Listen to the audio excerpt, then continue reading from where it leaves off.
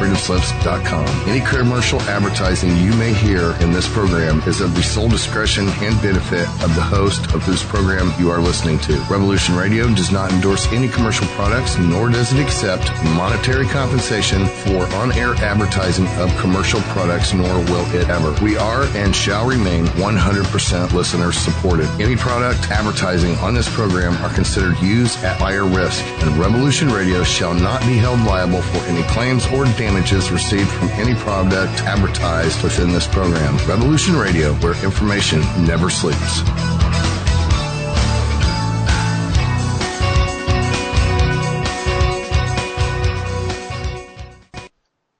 Got it. This transmission is coming to you.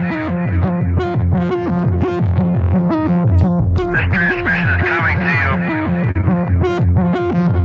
You've got it.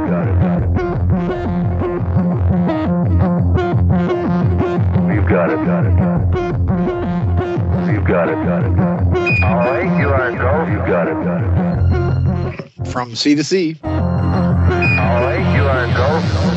from planet to planet, and star to shining star. From out of the night and into the light, from the pyramids of Giza Got it. to the pyramids on Mars, We see the Earth now. the dark side of the street Got it. to the dark side of the moon, The Earth. from the ancient antediluvian past to the furthest reaches of the far-flung future, from science fiction to science fact, from conspiracy theory to the conspiracy reality, from the bicameral fissure at the center of your brain to the throne of God at the center of all time and all space in our living universe. Your frequency is ascending. Revolution-radio.com, revolutiontalkradio.com. Revolution Radio dot something and freedomslips.com. As Tickle Pink pleased as punch and busting its codpiece, it's so proud to present Strange Universe, the program that is the pinnacle of 16.4 billion years of evolution. Why? Because the Maya said so. Program that's unafraid of stupid people in large groups. The program that believes that really smart people look like really crazy people to really stupid people. And the show that believes that Smith & Wesson is the original point-and-click interface. And the program that wants to be your lover, not your friend, and we could have a strange romance. So please fasten your safety belts on your soles, put your tray tables up into your frontal lobes, and keep your arms and legs inside the radio, iPhone, iPad, Android, or whatever futuristic device you have that speaks to space. Inside it at all times. Ding, you're now freedom around this strange universe with your host, the man who can speak Braille, the man who once brought a knife to a gunfight just to even the odds, the man who once traveled to and explored the Virgin Islands, and when he left, they were just the islands, the man who's won a Lifetime Achievement Award twice, the man who sent $2,000 to a Nigerian scammer and actually received his $2.7 million inheritance, the man who won the 1995 World Series of Poker using only a deck of Uno cards, the man whose mother had a tattoo that said son, the man who always counts his chickens before they hatch because they always hatch, and the man the circus ran away to join. It is I, Dr. The Sean David Morton. Accept no clones, accept no substitutes, accept no genetically altered beings from the Dulce Archuleta Mesa. With today's amazing show, pronouncing the word today and the word tomorrow, because it's not T-A-D-A-Y and it's not T-A-M-O-R. Oh, God. I got a very funny text, actually. Kelly, look, you just got to laugh. You just got to laugh at this stuff. And I know the people that listen to this program are probably not sports fans. I was castigated by Agent Wayne, who is my friend, occasionally when he feels like it. And he's a top secret super government guy, and he is a big Seahawks fan and also a big USC fan as well. And he and I have actually been to a USC game together. I won't mention that experience. He knows what I'm talking about. But he texted me and said, "Hey, I'm a football fan. How dare you say we're not football fans?" Okay, all of you that think that sports is stupid. I text Kerry Cassidy about I was excited that the Seahawks won, that they scored like 16 points in a minute and 44 seconds, and they came back to beat the G-Men. And I had this whole theory about they have a kicker named Mason, and they have the Masonic G on their helmets, and the score at the end of regular time was 22-22. And something about when they kicked it off, he caught the ball on the 22-yard line. There's all these 2-2-2-2s, which all has Kabbalistic significance. And then I talked about how the Seahawks, which represent Horus, which represent Pete Carroll as the Pharaoh Akhenaten, if you will, who is bringing a whole new sense of spirituality to sport to allow people to play at their highest level. And that how then it was a pass. And actually they had to beat them. They had to go into the fifth dimension and go outside of time, over time, if you will, to actually then beat the G-Men, as they're called. And, of course, it was a pass from Will Son, or the son of Horus, the Seahawk, who then curses the G-Men with a 22-yard pass caught on the 22-yard line to a man named Curse to actually then win the game at the very end. I also thought it was funny, too, that Marshawn Lynch, when he scored the touchdown that, in essence, put them ahead in the game, and then the G-Men came back and of course, Mason, who's the first name of their kicker, then kicks it and ties it at 22-22. But Marshawn Lynch was fined $20,000 today, because I noticed that he did this, that he actually, when he went into the end zone, he grabbed his crotch. I'm not sure if he was actually looking at a G-Man when he said that, but he grabbed his crotch because he went to Cal. He went to Berkeley in Oakland. And I think he's such a good running back because that's how he had to get home from the store every day with guys saying, "Hey, man, that's nacho cheese." He had to take the nacho cheese home every day. So now it's even funnier because now Bill Belichick has now been caught, and he just cheats all the time. Although Pete Carroll did say when he was at USC, if you're not cheating, you're not trying hard enough. You always got to get away with something. But it was just very funny to see Bill Belichick be crucified today. And, again, you've got a 24-hour news cycle in sports radio, and it's all ESPN, by the way. And by the way, Disney makes something like 60+% of its money off ESPN, off sports. Disney owns all that stuff. The Ohio State-Alabama game was the highest-rated show ever on cable, which was, I think, 28 million viewers. And then the Ohio State-Oregon game broke that even at something like 52 million viewers for cable, all on ESPN, by the way. Not even on a major network, but on ESPN. So crazy stuff, just crazy, crazy, crazy money. Now we have the Super Bowl coming up, and of course you know that Bill Belichick has now been confused. He's now being accused of deflating his balls. Bill Belichick. So now it's going to be, and at USC, Pete Carroll had a penchant for going for it on fourth down. Usually when he would get around the 30-yard line or so, he would go for it and usually make it. So we came up with this really funny thing at USC that the crowd would start screaming. We'd bounce our hands. You have outstretched upward palm hands, bouncing them up and down, yelling, "Big balls, Pete! Big balls, Pete!" So now it's Big Balls Pete versus Bad Balls Bill. Very sad. So it's very funny that a friend of mine is he's an assistant offensive line coach. I don't know for the Seahawks. I'm not going to say his name because the text is kind of weird. But okay, I can say it. His name is Golden Pat Rule, and he's the assistant offensive line coach for the Seahawks, and he was the offensive line coach for USC. And we're actually trying to get him to come back. This was in the national championship years of 2004, 2005. The ones that, well, actually they couldn't take them away from us. The NCAA went back in time because apparently only Doctor Who, Time Lords, kids that find a time machine in their parents' yard, and the NCAA have the ability to travel through time and actually alter the past somehow. For example, Joe Paterno was the winningest coach in college football. But then the NCAA took 172 games away from him after he died, by the way, and said, "You didn't win these games. You never won these games. We're now altering time." Now they've given it back to him, so now he is the winningest coach. And now they've reinstated all these wins to Penn State. How you can hold the university responsible for people that are actually in jail for the crimes that Sandusky and these guys committed is really strange. they vacated a bunch of wins for USC as well, but we still won the national championships because they were given to us not only by the BCS and that whole nonsense, but they were also given to us by AP and by other by other outlets out there. So we still have the national championships. And by the way, Reggie Bush was never forced to give up his Heisman ever. Never did, never had to. The Heisman committee never stripped Reggie Bush of his Heisman. I'm not sure if he gave it back or not. I think he might have just given it back, but they never stripped it. And they said, well, then we're on a slippery slope here. If we take a Heisman away from somebody based on whatever's going on. So the Heisman committee never took it away from Reggie. We still have 7 Heisman winners, even though they're supposedly not allowed to mention Reggie Bush, but he is still a Heisman winner. So this is why it's funny, because Golden Pat Rule, offensive line coach, and he weighs in on this big controversy between the Patriots and the NFL. Everybody who is particular on who handles whose balls.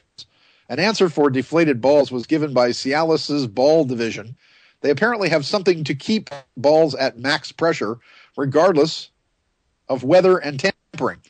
Who took them out of the scrotum, sack, and fondled, tampered with them, is still a mystery. The NFL hired Dick Tracy and FBI agent Harry Balls to further investigate. That is all I know. It's no further comment. That was Golden Pat Rule in my response for an interview about Ballgate. And of course, Marshawn Lynch could have got out of a $20,000 fine if when he went across the end zone. He said, because Marshawn Lynch barely speaks. If you've seen, I actually did an interview with him on ESPN, and now I know he doesn't talk to the press. When I scored the touchdown, I went in beast mode, F-E-D, ice, S-S, F-E-D. And when I got in there, I had to check my balls to make sure they wasn't deflated when I scored the touchdown, because sometimes I land on my balls and I don't know what I'm doing. No further comment. So there you go. That was that was his comment to the press. Not exactly very high up on Brains Mountain, I would say.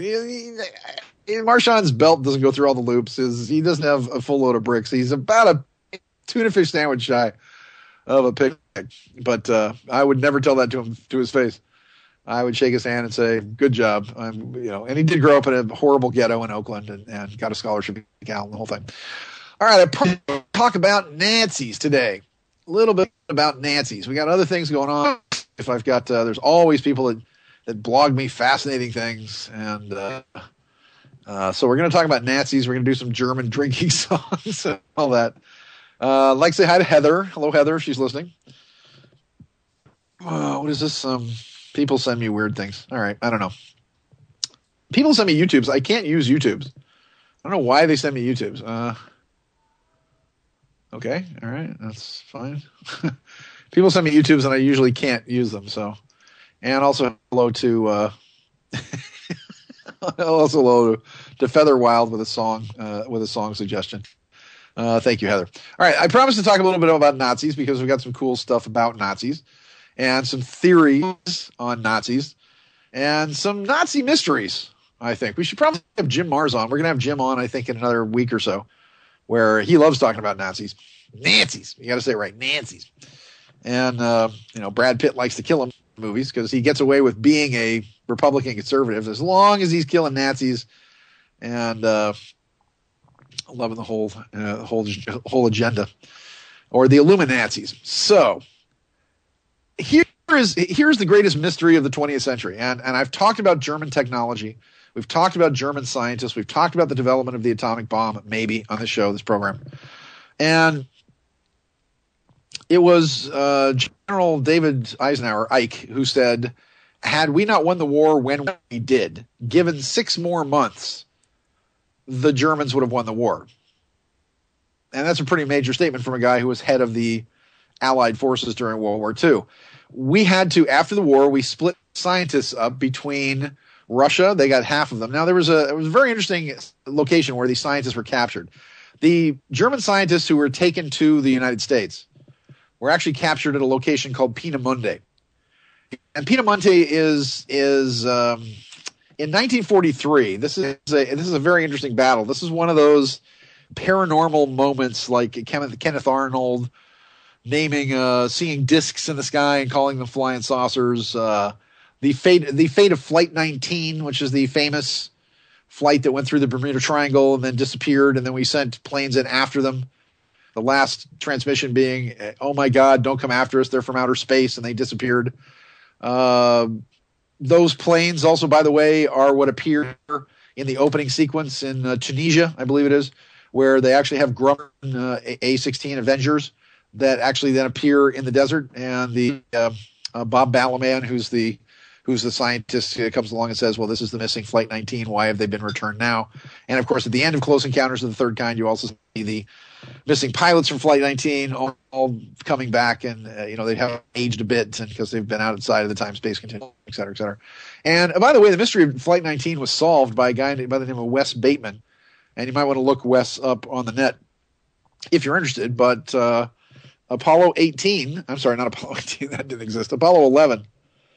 And subsequent Apollos actually in low Earth orbit, everything from 8 to 11 on, but it was Apollo 11, was instructed specifically to take photographs of a huge object that's in low Earth orbit. Not a huge object, but a substantially mysterious object that was in low Earth orbit. And if you look at the object, it is in fact a Grumman A-16 Avenger with the wings snapped off, but covered in ice. It is a Grumman A-16 Avenger. You lay this thing over it, and it is, we believe, one of the planes from Flight 19. And the reason we believe this is because the Bermuda Triangle, we've now discovered, is some kind of, well, it's a dimensional vortex. Billy Meyer was the one that said that when he went to, there were many people in the Billy Meyer case that thought that Billy Meyer went to the past.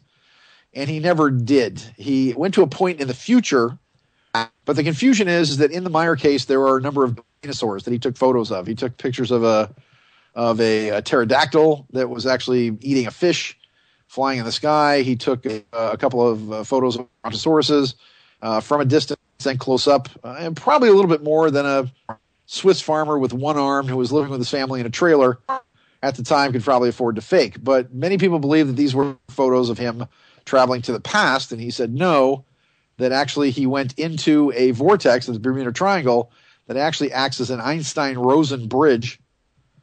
And the Einstein-Rosen bridge is a bridge that allows you to jump between dimensions.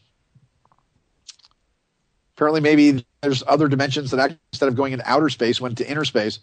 And maybe someday you can go to, I don't know, Walmart or Fry's or something and get yourself a Einstein-Rosen bridge generator.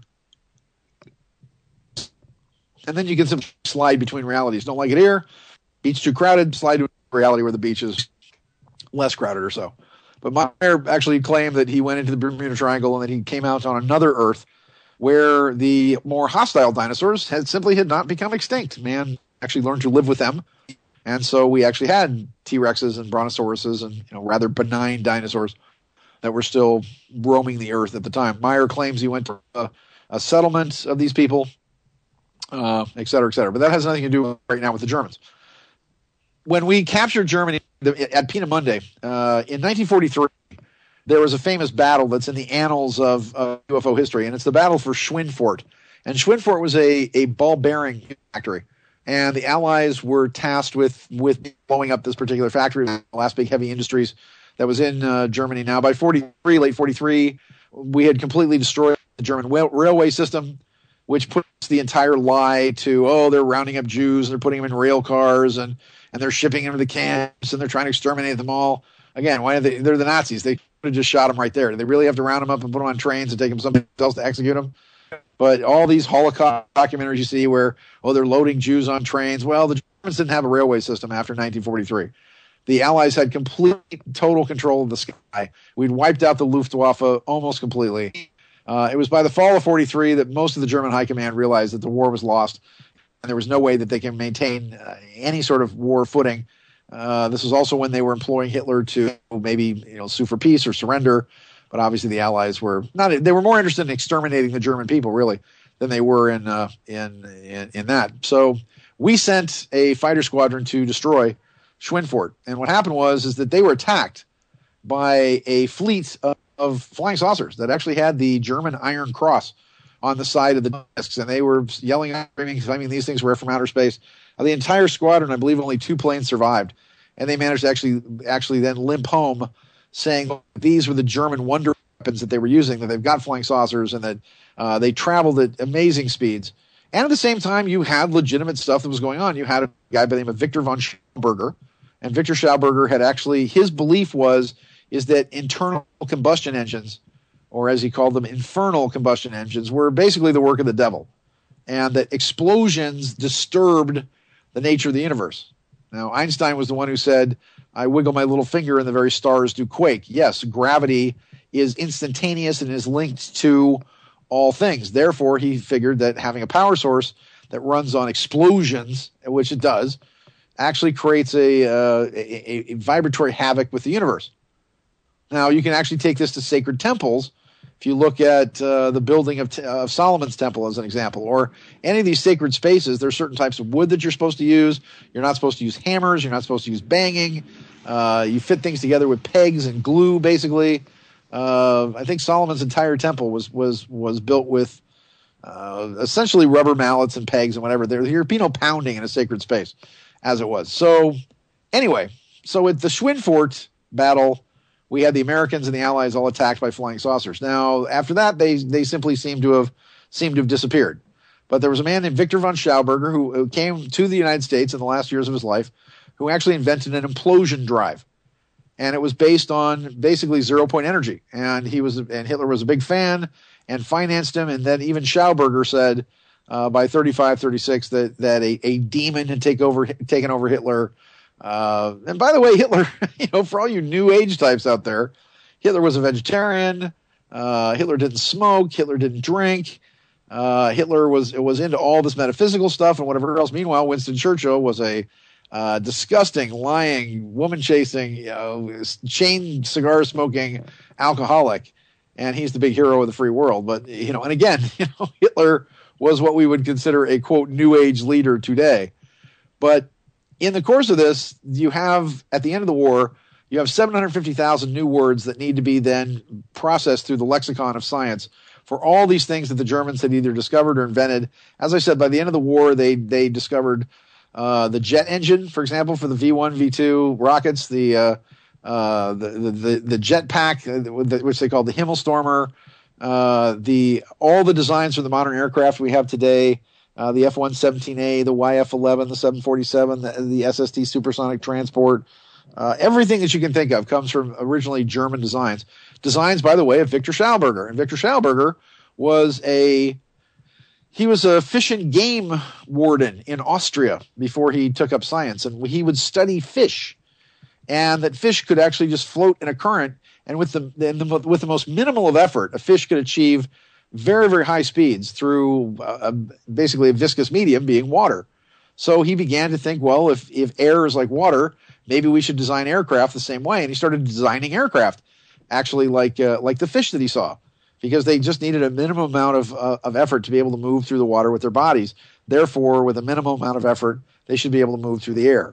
Now, Schauberger invented the implosion drive and also invented a disc that many people said could travel at amazing speeds and do some pretty incredible things. Now, after the war, Schauberger survived, and he was actually brought to the United States and was in Texas for a period of time, where some Texas oil men wanted to talk to him about these implosion drives and whatever else. But for whatever reason, there was a father and a fight with a son. They basically kept Schauberger here as a captive, really. He fell sick because he wanted to go back to Austria. If there's any place I can think of that's the opposite of Austria, it would be like Midland, Texas, which is basically, it's not just hell, it's like a pimple on the ass of the king of hell. That's what Midland, Texas is like. That whole area and through Midland and Sweetwater and all those areas is just as the closest thing to hell I can ever think of. And, all these people are all proud for being from Texas. I mean, I lived in Texas when I was a kid. It's just like, I hated it. I hated it so much. It was so hot and so awful. And mosquitoes terrorized me every night. And it's very difficult to be a, hot, cool kid from Southern California going to Disneyland every week and then having to live in Texas. Anyway, so half these scientists went to, when they were all captured, half of them went to the Russians, and the other half went to the United States under Project Paperclip. There was a whole third group of scientists that just disappeared. Nobody knew what happened to them. Most of them led by a man by the name of Dr. Hans Kammler.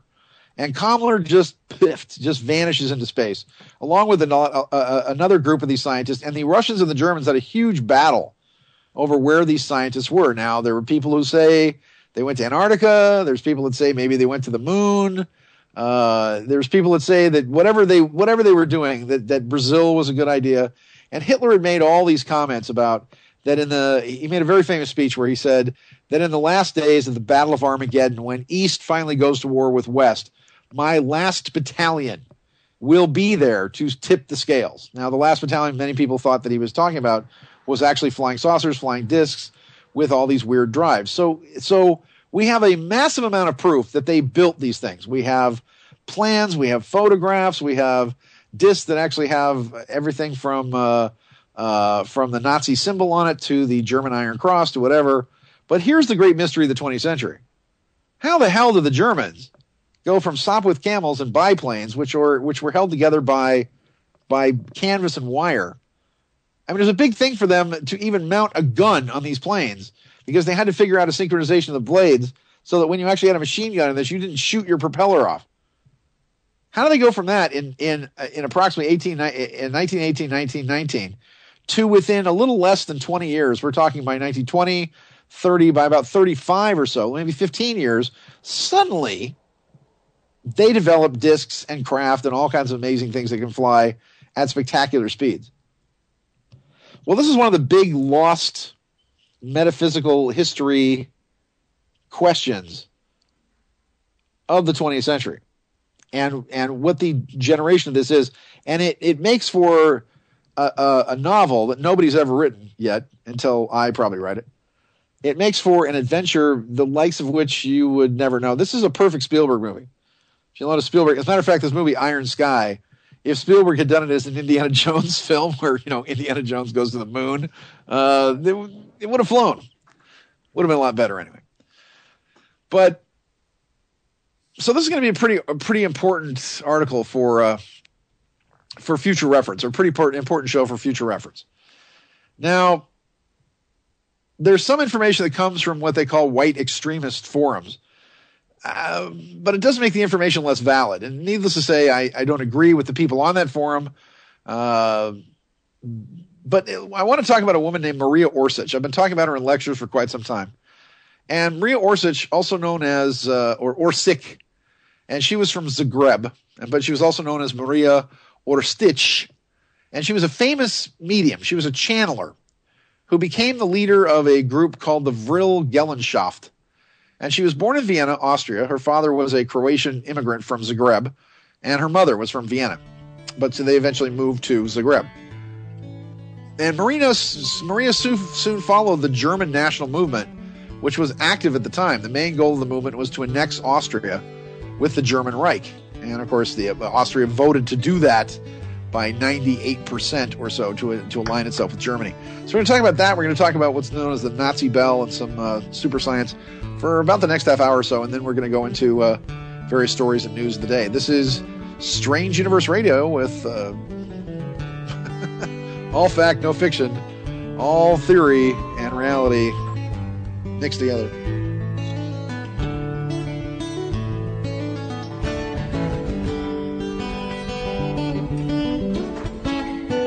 You're listening to Revolution Radio at freedomslips.com, and we'll be right back after this message.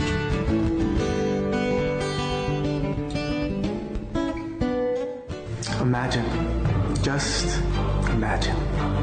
Imagine a world where every child and adult will have the opportunity to achieve their dreams. I believe my inspiration is the answer. My inspiration is the greatest light. The greatest energy. It was born when the universe was sparked into life. It's within everything. My inspiration transforms pain into happiness. And failure into success. My inspiration inspires lives. It inspires lives. It inspires human lives. My inspiration is always shining like the sun.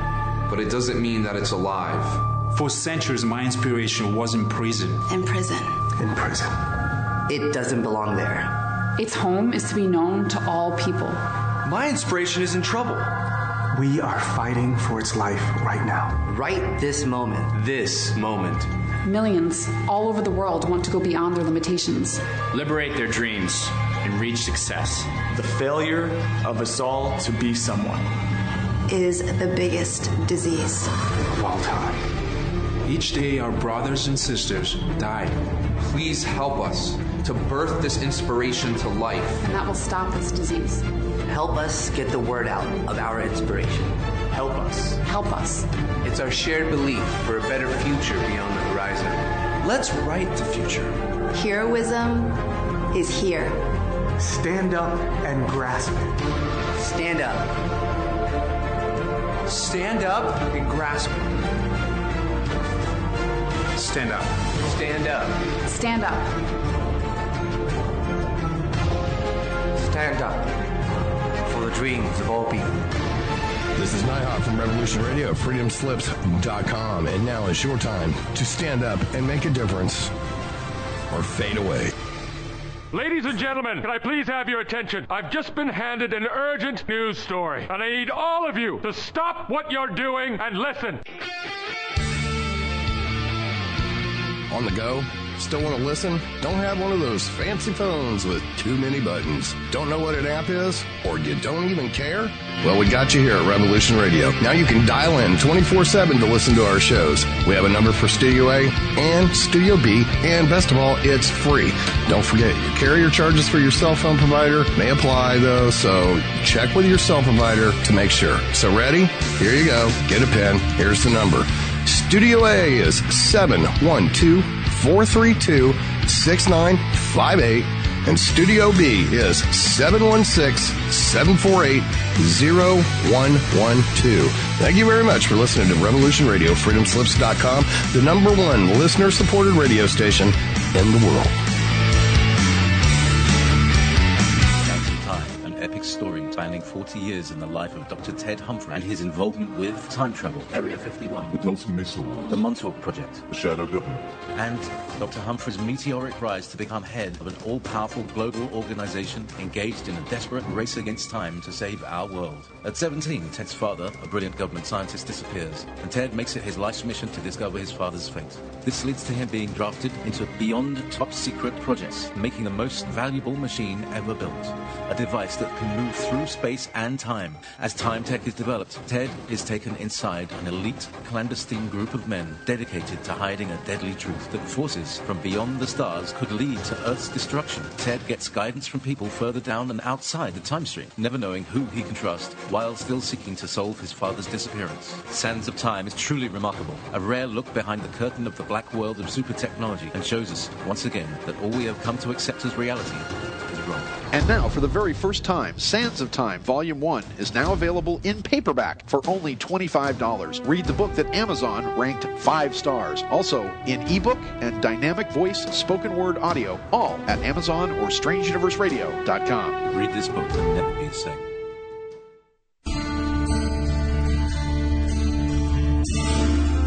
This is JP from Journeys with JP. You're listening to Revolution Radio. And now back to Sean David Morton with Strange Universe.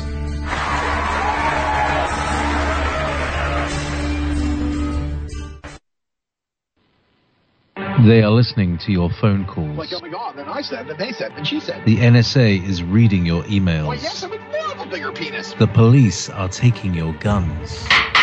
We're from the government. We're here to help you. They're rounding you up to put in FEMA camps.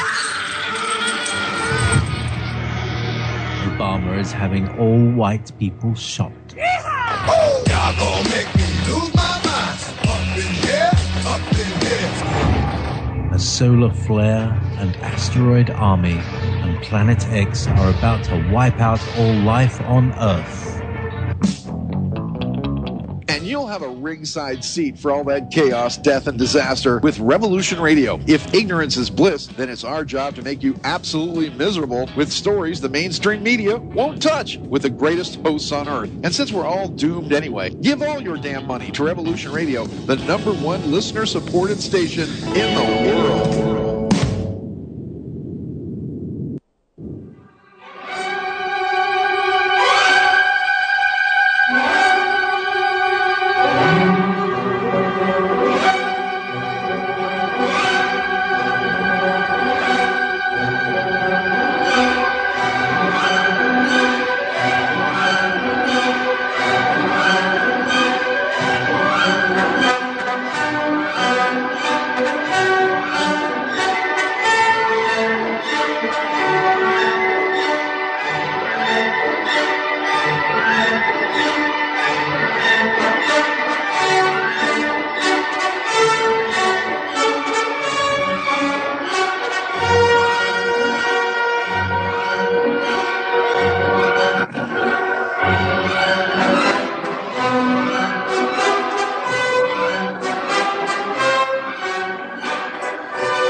from sea to sea, from planet to planet, and star to shining star, from out of the night and into the light. I love the smell of napalm in the morning. It smells like victory. So we're talking about the Nazis. The Nazis. So Maria Orsic, once again, also known as Maria Orsic, or Maria Orsic, was a medium. She was a medium. She was a channeler. And she became the leader of the Vril Gesellschaft, and she was born in Vienna, Austria. And Marina soon followed the German national movement, which was active at the time. The main goal of the movement was to annex Austria into the German Reich, which they did in the 1930s, which was by like 98% or so. Now, in the year 1919, hold on, I got Mexicans with flying jetpacks, all flying around, moving all the leaves. There should be like some kind of superhero. There should be some superhero who's a Mexican gardener who can fly with a jetpack. But anyway, in 1919, Maria moved to Munich in with her boyfriend, who later became her fiance, and it's unknown whether they married because they both simply disappeared in March of 1945. But in Munich, Maria was in contact with the Thule Gesellschaft, and soon she created her own circle together with Traute A. from Munich, a beautiful long-haired woman, and several other friends, what they called the Alldeutsche Gesellschaft für Metaphysik, which is the official name of the Vril Gesellschaft. And all of them were amazingly beautiful young ladies, which, among other things, were against the rising fashion of short hairstyles. You remember back in the German women were bobbing their hair to look more masculine and look more tough, I guess. And they were completely against it. Then both Maria and Traute, were beautiful ladies who refused to ever cut their hair. So they had fantastically long hair that was all the way down to their ankles. Maria was blonde. Traute was brown-haired, and they had long horsetails, which was a very uncommon hairstyle at the time. Now, this became a distinctive characteristic in all the women who integrated Vril, which was maintained until, as I said, May of 1945. Now, they believed that their long hair acted as cosmic antenna to receive alien communication from beyond. This is also true, by the way, in most Hindu cultures, where they believe that the interaction of the cosmic energies has to do with a woman's hair, that women have long hair not only to make them more attractive to men, also if they're running away from you, makes it easier to grab them, I suppose, and conk them on the head and drag them back to your cave, which is really interesting why women go to nightclubs to meet mates. I think that's a throwback to those sort of days. You ever think about it? So they believe that long hair, like the Hindus, acted as a cosmic antenna that put them more in tune with the psychic frequencies of the universe. In public, however, they hardly ever exhibited the hair in a horsetail style. For identification, Vril members, also called Vrilinen, wore a disc, which represented the two mediums, Maria Orsic and Sigrun. Now, in December 1919, there was a small group of persons from the Thule Society, Vril, and what they called the DHVSS, or the Men of Black Stone, or the Men of the Black Stone, and they rented a small forester's lodge in the vicinity of Berchtesgaden in Germany, where they met, accompanied by Maria Orsic and another medium who was only known as Sigrun. Now, Maria claimed to have received mediumistically transmissions in a secret German Templar script, a language unknown to her, containing technical data for the construction of a flying machine. Now, Vril documents mention that these telepathic messages had their origin on the star Aldebaran, or in the star system Aldebaran, which is actually the eye of Taurus, the constellation Taurus, in a constellation known as the Hyades. But it's a solar system that is 68 light years away in the constellation of Taurus. Now, she had two piles of papers, one with a Templar script and the other with a legible writing, and Maria suspected that the second pile would be written in an ancient Eastern language, and therefore she could be aided by the Pan-Babylonists, a close circle of the Thule Society. Apparently the Germans, everybody had some kind of metaphysical society. And it was all integrated by Hugo Winkler, Peter Jensen, Friedrich Delitzsch, and others. And it turned out that the apparently mysterious language was actually ancient Sumerian, and hence the language of the ancient Babylonian culture founders. Now, Sigrun from the Vril Gesellschaft helped translate the language and decipher the strange mental images of a circular flight machine. Now, let me digress a little bit, because originally a man by the name of Rudolf Hess, who was Adolf Hitler's best pal, and he was also the one who supposedly, while Hitler ranted it, he was the prophet of Hitler, who then wrote down the who as Hitler was transcribing it, if you will, or speaking it, he's the one who transcribed it, which later became the book Mein Kampf, or My Dream, which is kind of interesting because we just celebrated Martin Luther King Day, and what was his whole thing? I have a dream. Hitler had a dream. Everybody seems to have dreams, which turned into nightmares to the rest of us. And I hope you had a good Martin Luther King Day. We also celebrated the day Martin Luther King landed on the moon. So what was happening is that Rudolf Hess started seeing Maria because she was channeling the dead personality of a man by the name of Eckhart, who had been a mentor to both he and Hitler, who had passed away.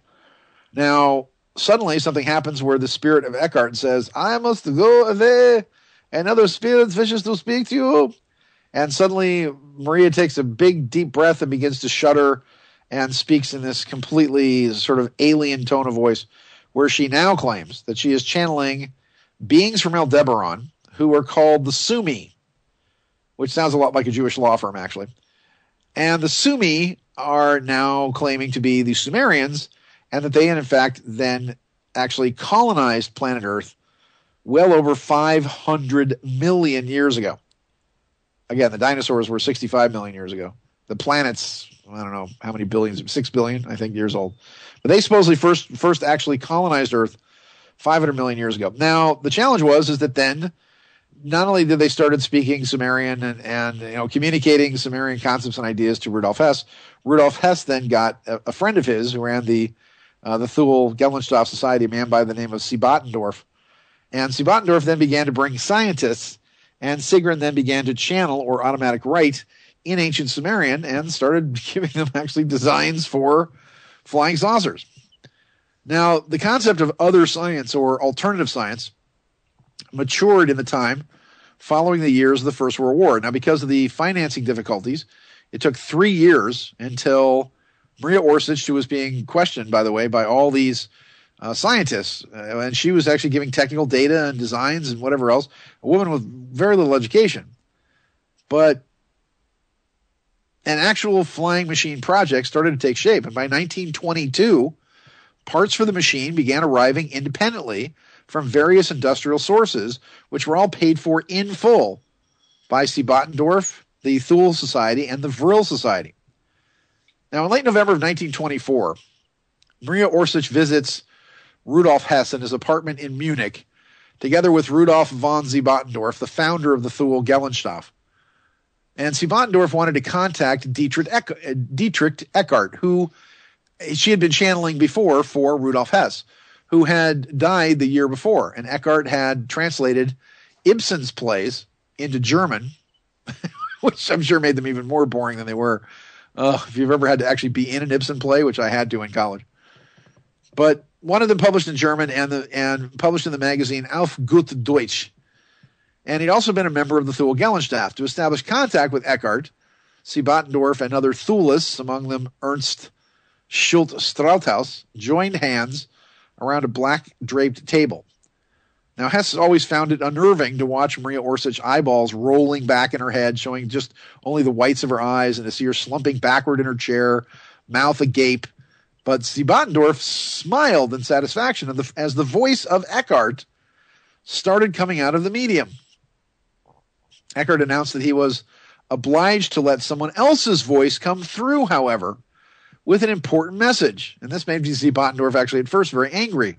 But suddenly a weird voice then identified itself as, "We are the Sumi, dwellers of a distant world, which orbits the star Aldebaran in the constellation you call Taurus the Bull." And Hess and Schultz-Strauthaus blinked at each other in surprise, and according to the voice, the Sumi were a humanoid race who had briefly colonized Earth 500 million years ago, and the ruins of ancient Lhasa, Shuruppak, and Nippur in Iraq had all been built by them. And those of them who survived the great flood of what they called Ut Napashatim, or the deluge of Noah's Ark, had become the ancestors of the Aryan race. Now, Ziebettendorf remained skeptical and asked for proof, and while Marie was still entranced, she scribbled several lines of queer-looking marks, and those marks turned out to be ancient Sumerian cuneiform characters, which was the founders of the oldest culture on Earth, being the Babylonians.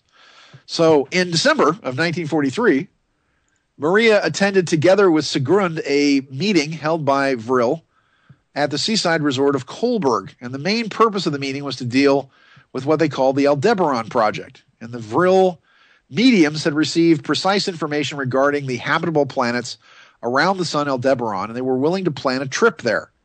And this project was discussed again on January 22nd of 1944 in a meeting between Himmler, Dr. W. Schumann, who was a scientist and professor at the Technical University of Munich, and a man named Kunkel of the Vril Gesellschaft. So it was decided that a Vril 7 Jaguar was to be sent through a dimensional channel independent of the speed of light to Aldebaran. And according to Anne Rathofer, a writer, the first test flight in the Dimension Channel took place in late 1944, and the test flight almost ended in disaster because after the flight, the Vril 7 looked as if it had been flying for 100 years, and its outer skin looked aged and it suffered damage in several places. But Maria Orsich disappeared in 1945, the 11th of March, 1945, an internal document of the Vril Gesellschaft was sent to all its members, which was a letter that was written by Maria. And the letter ends with, Niemand bleibt hier, no one is staying here. And this was the last announcement from Vril.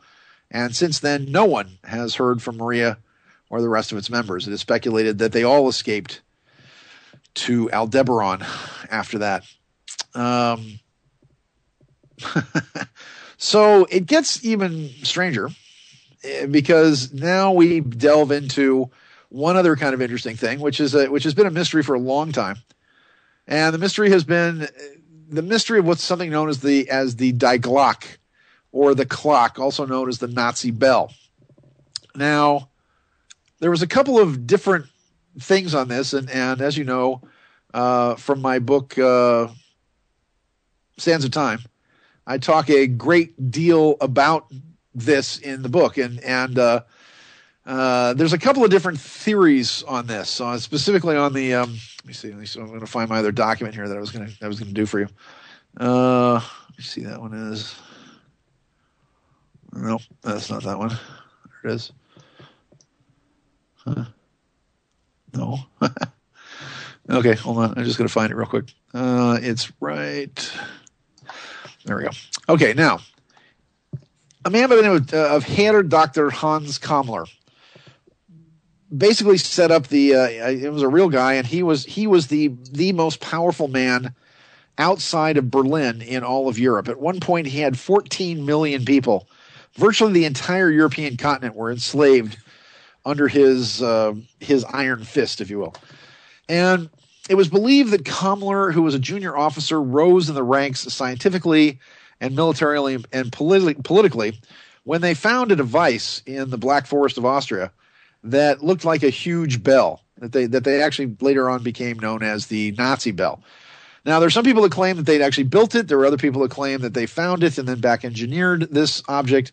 But this was somewhere around, I think, about 1936 or so when Kammler, no, it was earlier than that, it's probably 1933, when Kammler actually finds the Nazi bell and realizes that this thing is some kind of extraterrestrial craft and that they could possibly back engineer it and do things with it. The challenge with this is that they figured out how to turn the bell on, but when it came on, it gave off this bizarre purple golden sparkling radiation that embrittled everything. In other words, it no matter what it came in touch with, it seemed to either age it or corrode it. So it became very difficult to contain this.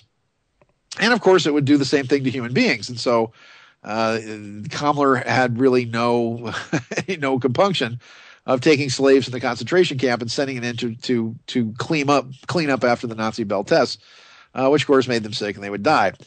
And there were a lot of people that were trying to figure out what this was. And there are now across Europe, and there's another mystery on the various UFO shows. And you look up Die Glocke or the Nazi bell, and then you'll see on a number of UFO programs that there are these what they call henges, which are these stone structures that are built in large circles.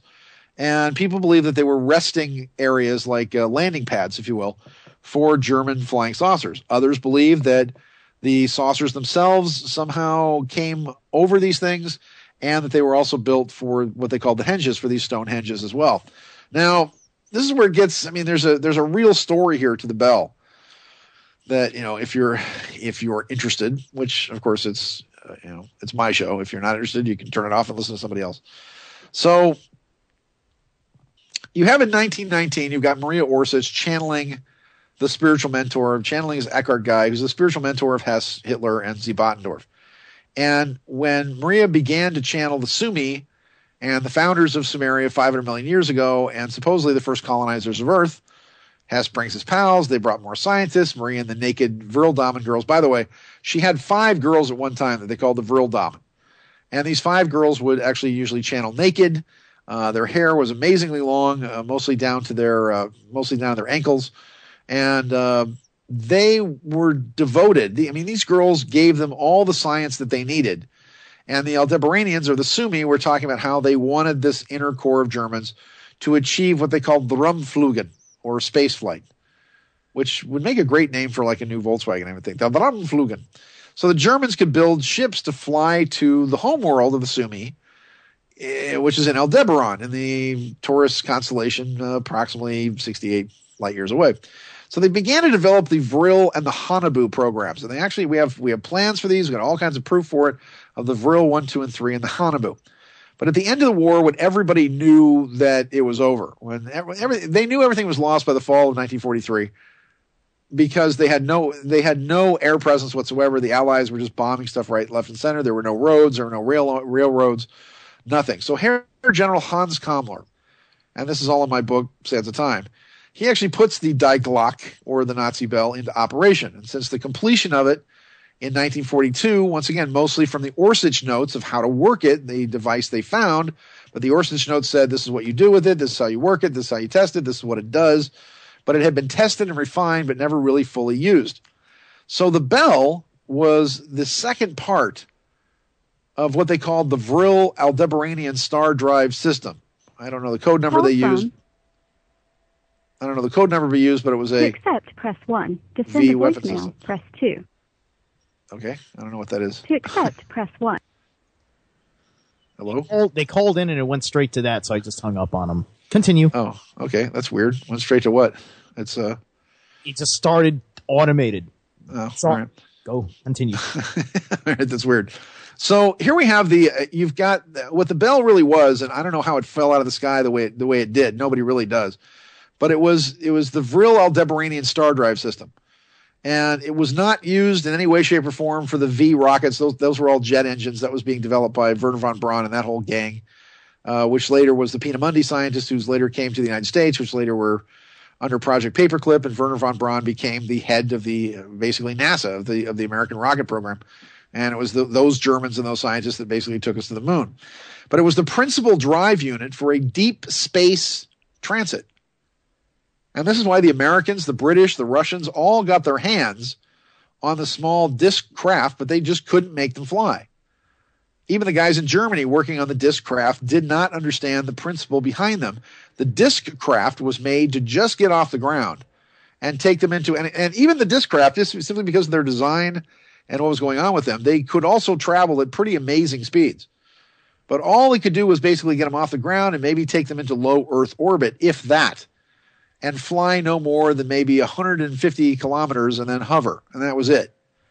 So the second part of the disc craft was what they called the human support system, because inside had to be pressurized. It was then equipped with a built-in Faraday cage. And what a Faraday cage is that it's a mesh, if you will, that if you're working on top secret programs, you work inside these big copper cages because they don't allow transmission waves to come in or get out. I don't know if you know this or not, but somebody can actually drive by your home in a truck or park a truck out in front of your house, and they can read your computer from about 100 yards away or so. They can actually transmit things where they can get frequencies and information from directly off your computer. So Faraday cages, and also they had to have enough oxygen and oxygen scrubbers to last in a vacuum for about 2 or 3 hours or so. So that was it. We're going to talk about more about that and how it then related to the Montauk Project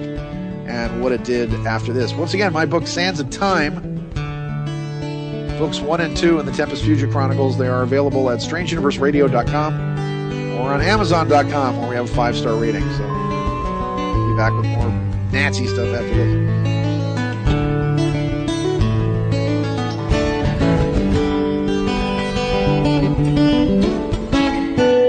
Listen to Revolution Radio at freedomslips.com, and we'll be right back after this message.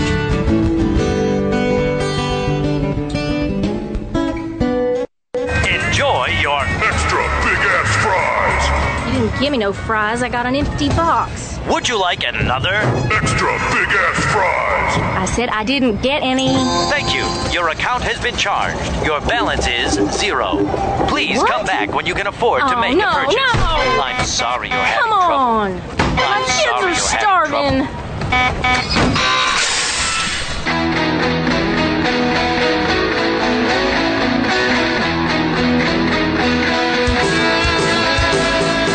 Thank you for tuning in to Revolution Radio. Here at Revolution Radio, we believe in freedom of ideas, freedom of speech, but above all, we believe in freedom of existence through self-reliance. This station is 100% listener-supported, and as a fundraising promotion, I have a kick-ass free gift for a $100 donation. 35,000 seeds. 25 years in the freezer. Long-term storable, 54 different varieties. So if food prices go crazy, the shit hits the fan, or if you just want to save tons of money every year by creating your own food like I do, grab our seed pack special.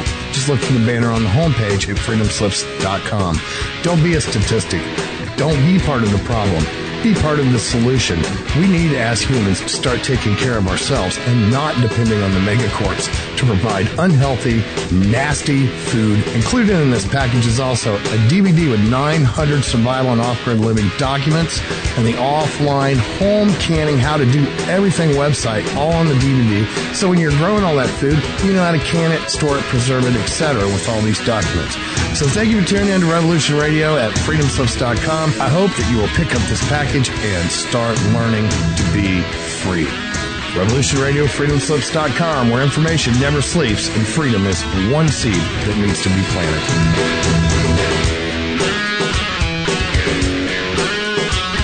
What we do in life, it goes in eternity.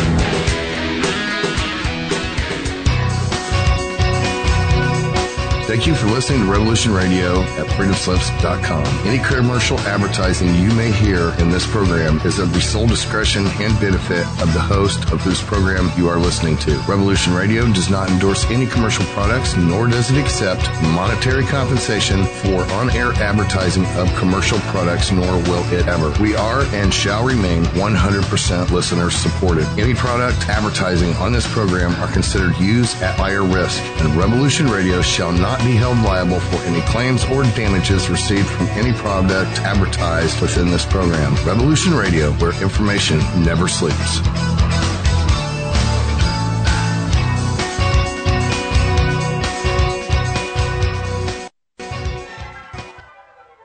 I'm Joshua P. Warren. Imagine a box that can make your wishes come true. Does it sound unbelievable? Do you know, over the years, books have been burned and people have gone to prison for discussing this? Why? Because millions of people around the world say it works. I'm talking about the Wishing Machine Radionics box. These are extremely rare, and for a limited time, you can get one. Go right now to strangeuniverseradio.com and click the link to watch a free video about the Wishing Machine and what it can do for your health, relationships, finances, and more. The Wishing Machine can help you with most any problem. Again, you can't find these every day. So go right now to strangeuniverseradio.com and watch the free video to learn how the wishing machine can help you. You'll see why I and countless people around the world use one every day.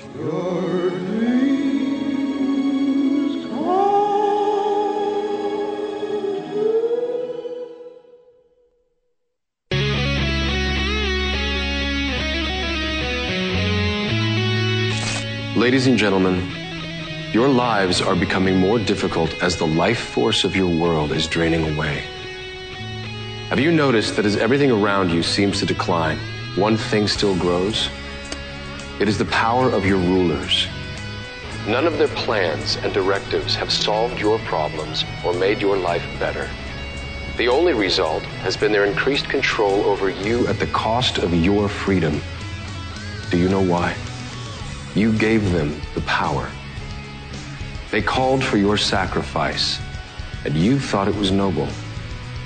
They said if you worked for yourself and your family, that you were selfish and uncaring, and they made you feel ashamed. They denounced the leaders of industry as greedy exploiters. You agreed. All evil needs to win is the consent of good people. To everyone within the range of my voice, you now have a choice to make. If you decide to support the notion of sacrifice enforced by the state, your game is up. Your world is in a downward spiral, and you will ride it down to destruction. But if you share the values, if you believe that your life is a sacred possession for you to make the most of, if you want to live by the judgment of your own mind, not edicts from the state, then follow our lead. Do not support your own oppressors. Stop letting the system exploit you. Form your own communities on the frontiers of your crumbling world. Your rulers hold you by your endurance to carry the burdens they impose, by your generosity when you hear cries of despair, and above all, by your innocence which cannot grasp the depths of their evil. The world you are living in is the world they wanted. Leave them to it. Those who are eager to build a better world, a world of freedom and opportunity, a world based on mutual respect. In that world, you will not receive alms, nor pity, nor forgiveness of sins, but honor, respect, and justice. Don't let the fire go out spark by irreplaceable spark in confusion and despair. The world you desire can be won. It exists. It is real. It is possible. It is yours.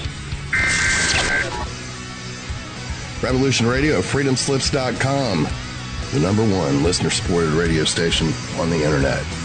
It's your world. Take it.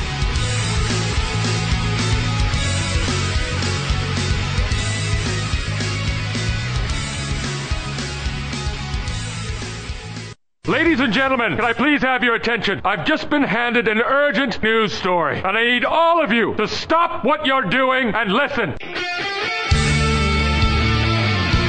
On the go? Still want to listen? Don't have one of those fancy phones with too many buttons? Don't know what an app is? Or you don't even care? Well, we got you here at Revolution Radio. Now you can dial in 24/7 to listen to our shows. We have a number for Studio A and Studio B, and best of all, it's free. Don't forget, your carrier charges for your cell phone provider may apply, though, so check with your cell provider to make sure. So ready? Here you go. Get a pen. Here's the number. Studio A is 712-432-6958. And Studio B is 716-748-0112. Thank you very much for listening to Revolution Radio, freedomslips.com, the #1 listener-supported radio station in the world.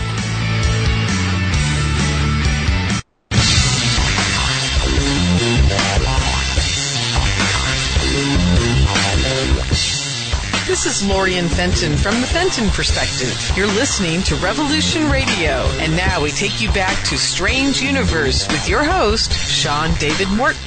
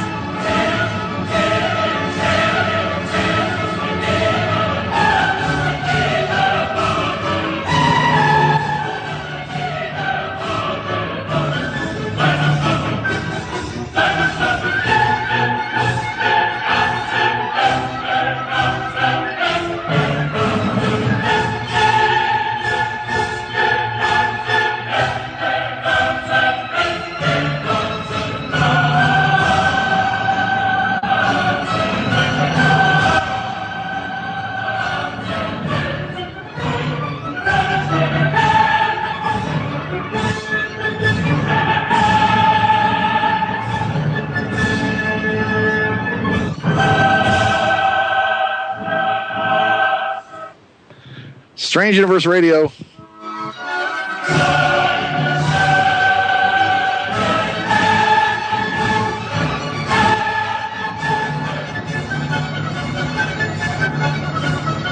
Yeah, baby. Yeah, baby. Here we go. Romping through the Austrian countryside. Ho, ho, ho.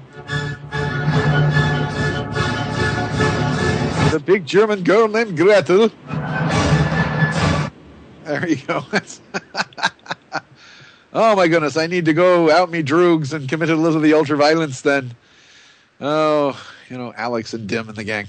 All right, some Beethoven. It kind of classes up the show a little bit, don't you think? Kind of puts curtains on it. All right, so here we go. We're going to go from the sublime to the ridiculous now, but a couple of major things are also happening today. So let me get through with my diatribe on Nazis. So, again, the end of the war, everybody pretty much knew everything was lost. There's a body of evidence that shows that Hitler probably tricked up a group of doubles and was long gone by the spring of 1944. And then he actually had maybe doubles in place that were actually running things, which is when the Germans actually started to win the war, when the high command took over. So it was believed that the object that they had, the Die Glock, which was found in the Black Forest by Hans Kammler, which then led to his meteoric rise, and he became known as the Obergrubenführer, and was the second most powerful man. You probably don't even know him today. You've heard of Goebbels, you've heard of Spears, you've heard of Rudolf Hess, who was later, he was the one that actually parachuted into Scotland with a peace deal for the British, and then was later put up in Spandau Prison, which is where the name Spandau Ballet actually comes from, because the Spandau Prison had all of the Allied forces were actually then rotating just to protect one man for the rest of his life. And about 2 weeks before he was supposed to get out, he then supposedly hung himself with a lamp cord, which is complete nonsense. By the way, when the Americans were taking care of him, the Russians were going to let him go. So Hans Kammler finds this device in the Black Forest. They back engineer this thing. They figure out how it works, and they complete a version of it in 1942. Mostly, by the way, from Maria Orsage's notes. And she's the one, with the help of the Sumi, or the Aldebaranians, that actually tells them how to work this thing and kind of make it fly, if you will. Now, the Bell was the second part of a Vril Aldebaranian star drive system. It was the principal drive unit for deep space transit. And this is why the Americans, the British, and the Russians all got their hands on the small disc craft, but they could not make them fly. And even the guys in Germany working on the disc-shaped craft did not understand the principle behind them, because the disc craft was made to just get off the ground and take them into low orbit space, if that, and fly no more than 150 kilometers and hovered, and that was it. So the second part of the disc craft was, as I said, the human support system. The inside had to be pressurized, had to be equipped with Faraday cages. Steve seems to believe the Faraday cages also thwart remote viewing. I disagree. I've been able to remote view into areas that are supposedly blocked or top secret areas. They do have guards around it. They do have kind of psychic blocks, if you will. But if you know what you're doing, it's easy enough to get around. Because again, Faraday cages block them being able to pull transmissions or energy frequencies or electromagnetic waves like computer screens and computer drives, and very much like you have a remote card that can actually pull the information off a credit card or something. But they had to have enough oxygen and oxygen scrubbers to last in the vacuum of space for about 2 to 3 hours.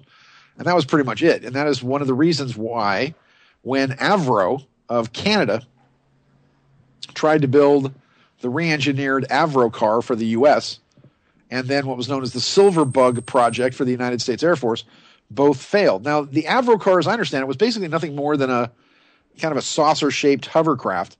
The Silver Bug stuff I never got to see much of. Matter of fact, the only person really now working on a flying car is a guy by the name of, he's doing it in Dixon, California, and it's Paul Mahler, I believe is who it is. And Mahler was supposed to, my goodness, 10 years ago, Paul Mahler was supposed to have had a workable flying car for about $200,000. What? No, okay, that's coming from outside.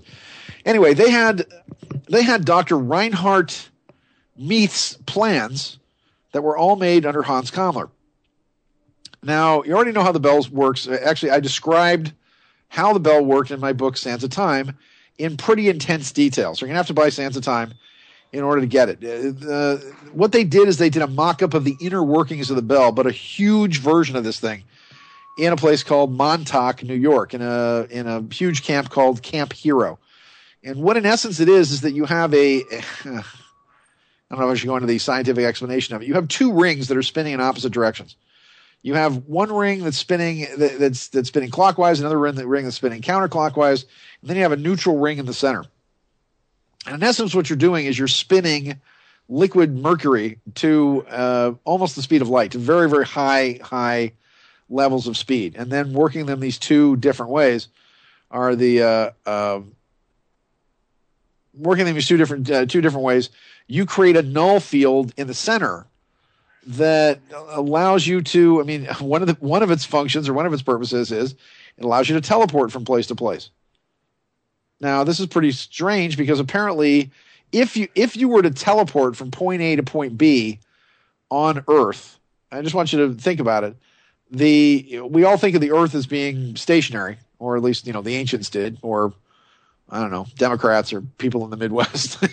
But if you were to jump up in the air and become static in space, in other words, if you were not to move, the planet is moving at about 8,000 miles an hour in its rotation. The planet itself is moving at 17,000 miles per hour around the sun. That's the Earth's rotation around the sun.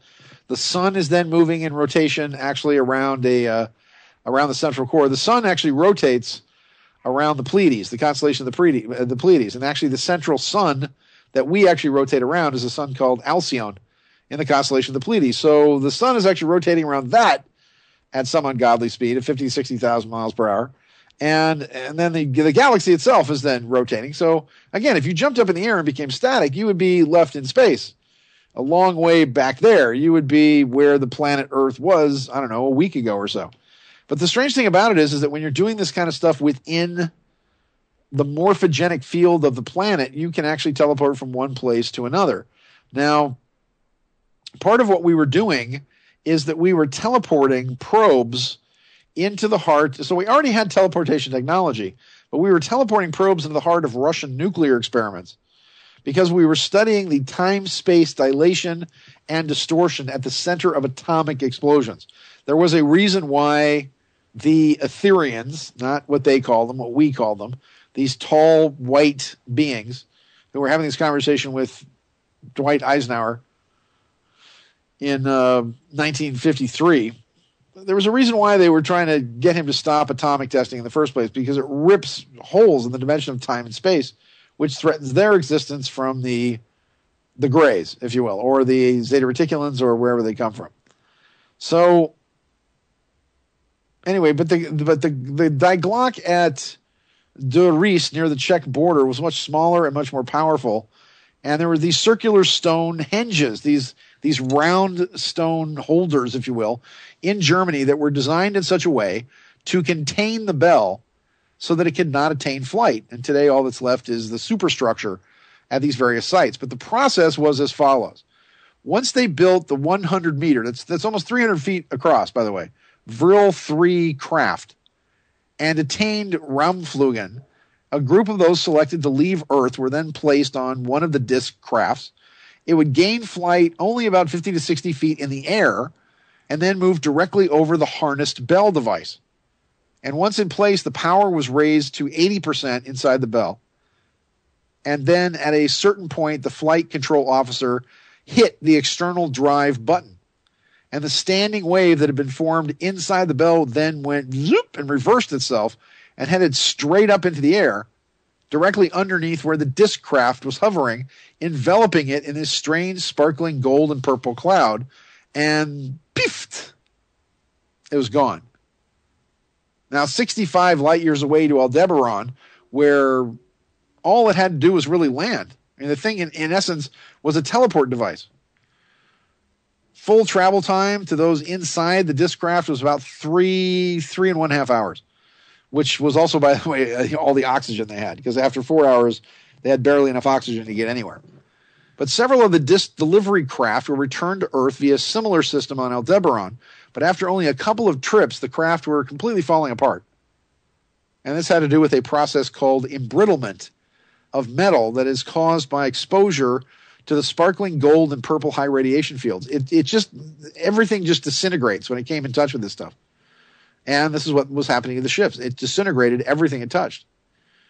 Now, the last flight, which is what I just read you about, the last flight was disastrous.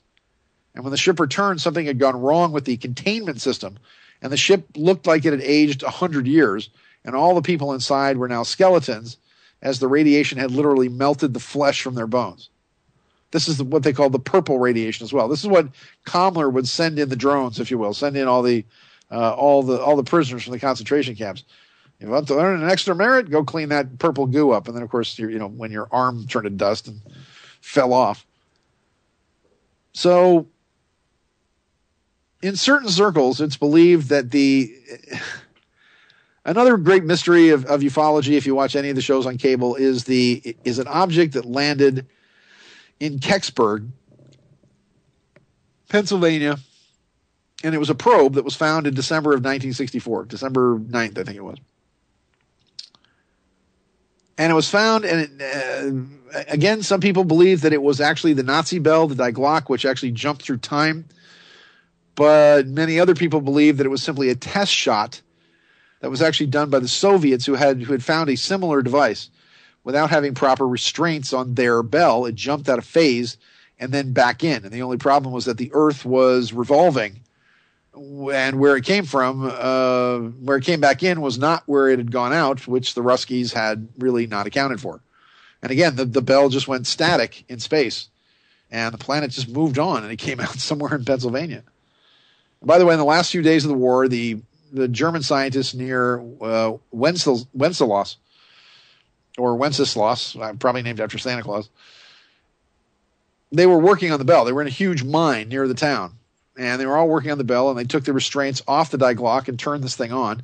And the net result was that it left here and ended up there on Aldebaran. The thing just went piff and disappeared and wound up in Aldebaran. Apparently, they didn't give it back.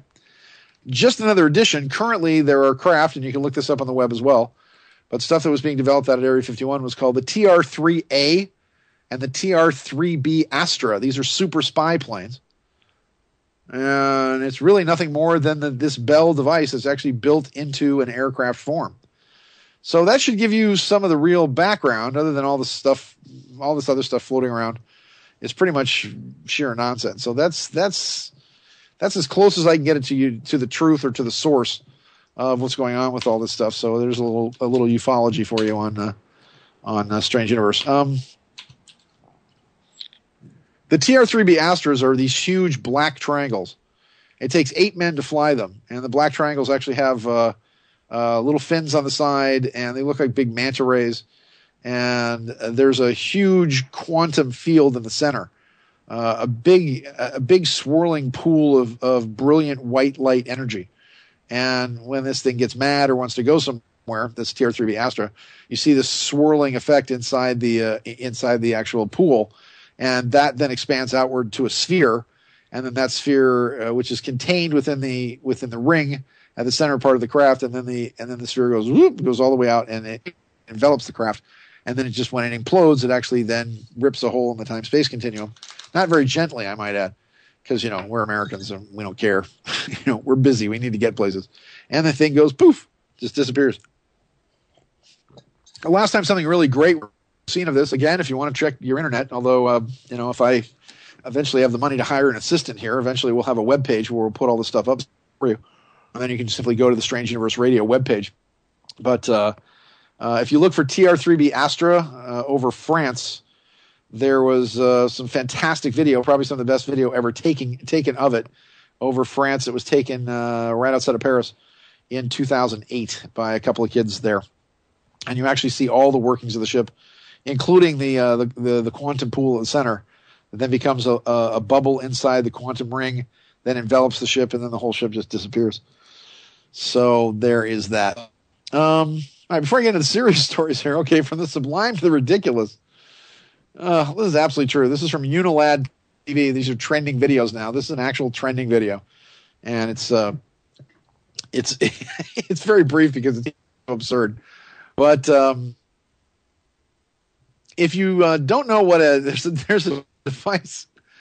device that's called the Fleshlight, and all you computer geeks out there who listen to the show, the Fleshlight is a sex toy aimed at men that can have sex with it. It's basically a vagina that you hold and then hopefully rinse out and store away. So interested? Oh, I bet you are. Euphrat Mai recently took a tour around the factory that builds the Fleshlight, or in her case, the factory that reproduces models of her vajayjay in bulk. Oh, yeah, and the guy in the video has also had sex with one, which gets a little bit awkward for her because they come at a bit of a price around, this is a European story, around 75 to 100 euros. But for someone that has trouble with women or is just a lazy so-and-so, this thing can be a bit of a godsend, I suppose. But she was given the tour. She's an adorable girl. But actually her vagina was actually used to build this thing. And if that's not enough, there is one other story here that's even worse. Because if you have a foot fetish, then this toy could be for you. A rubber foot. I'm not kidding, a foot. And it's not really even an attractive foot either. We're not talking about a really nice, pretty girl's foot. It's like a kind of ugly foot. But it's a rubber foot that has a vagina in the leggy ankle bit, obviously. So this rubber Fook foot, I guess, could be yours for just under 120 pounds, which is, I guess, about $200. I'm not sure if that's cheap or not. Never really priced vagina feet, but it seems a bit steep to me. But if it's your thing, I guess it doesn't matter. As standard, it's the left foot, which is a shame because if you're particularly fond of a right foot, but you can contact the foot making company. They're called Sin Boutique with requests. And although they have stated that they will, they've stated that they have no expectations to make what they call a vajarm pit. It's a perfect present for friends, family, and I don't know. It's on Steve's birthday list. His birthday's coming up in March, April. So there you go. All right. Meanwhile, I'm going to play this here. I think I don't know if we have time to play it or not. No, I'll jump it because we'll play it after the break. We'll talk about the writer-director for a movie called Gray State has been found dead. He wrote a martial law FEMA camp movie, another Watchmen brought down, but we'll talk about that in just a moment. Meanwhile, the King of Saudi Arabia has died, and Benjamin Fulford has been talking for quite some time about what's going to happen when this occurred. So Saudi King Abdullah bin Abdul Aziz has died at a hospital, royal officials have announced. And when we're talking about one of the richest men in the world who own about $600 to $700 billion worth of property here in the United States, it's pretty crazy. But a statement was made early Friday, because it's Friday there, said his brother Salman had become king. And before the announcement, Saudi television cut to Quranic verses, which signify the death of a senior royal. King Abdullah, who was said to be aged 90, had been in hospital for several weeks, suffering from a lung infection. So here's another guy who goes down from the chemtrails, and another man who goes down with the flu, or the 100-day cough, as they call it. Abdullah came to the throne in 2005, but had suffered frequent bouts of ill health in recent years. Now, King Salman, 79, had recently taken on the ailing monarch's responsibilities, but the late king's half-brother Mukran, who is in his late 60s, has been named the new crown prince, the official statement said. All three are sons of the founder of modern Saudi Arabia, King Abdul Aziz, usually referred to as Ibn Saud, who died in 1953. King Salman called on the royal family's allegiance council to recognize Mukran as the crown prince and heir. His Highness Salman bin Abdul Aziz Al Saud and all members of the family and the nation mourn the custodian of the two holy mosques, King Abdul bin Abdul Aziz, who passed away at exactly 1 a.m. this morning. They just talk like that. I don't know when. Abdul was the 13th of the 37 sons of King Abdul Aziz. He is believed to have been born in August of 1924 in Radaya, and although there is some dispute about his actual birth date, when he came to the throne in 2005, he succeeded another half-brother, King Fahd. However, he had already been Saudi Arabia's de facto leader for 10 years because his predecessor had been debilitated by a massive stroke. Correspondents say Abdullah was seen as a reformer at home, albeit a slow and steady one. He allowed mild criticism of his government in the press and hinted that more women should be allowed to work. So there you go. King Abdullah died January 22nd, 2015 in the Middle East. Saudi king suffering from pneumonia and a lung disease. The Saudi secession raises economic challenges and a big profile on Saudi Arabia. So this is one of the things that Ben Fulford was saying was going to be the next step. Certain interesting things are about ready to happen in the Middle East. So, as Bob Dylan says, the times, they are changing. And we'll be back to Strange Universe Radio, the #1 talk show in the world after this.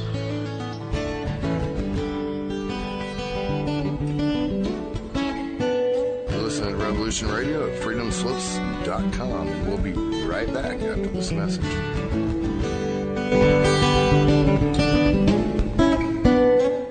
Imagine. Just imagine. Imagine a world where every child and adult will have the opportunity to achieve their dreams. I believe my inspiration is the answer. My inspiration is the greatest light. The greatest energy. It was born when the universe was sparked to life. It's within everything. My inspiration transforms pain into happiness. And failure into success. My inspiration inspires lives. It inspires lives. It inspires human lives. My inspiration is always shining like the sun. But it doesn't mean that it's alive. For centuries, my inspiration was in prison. In prison. In prison. It doesn't belong there. Its home is to be known to all people. My inspiration is in trouble. We are fighting for its life right now. Right this moment. This moment. Millions all over the world want to go beyond their limitations. Liberate their dreams and reach success. The failure of us all to be someone is the biggest disease of all time. Each day our brothers and sisters die. Please help us to birth this inspiration to life. And that will stop this disease. Help us get the word out of our inspiration. Help us. Help us. It's our shared belief for a better future beyond the horizon. Let's write the future. Heroism is here. Stand up and grasp it. Stand up. Stand up and grasp it. Stand up. Stand up. Stand up. Stand up for the dreams of all people. This is Nighthawk from Revolution Radio at freedomslips.com. And now is your time to stand up and make a difference or fade away.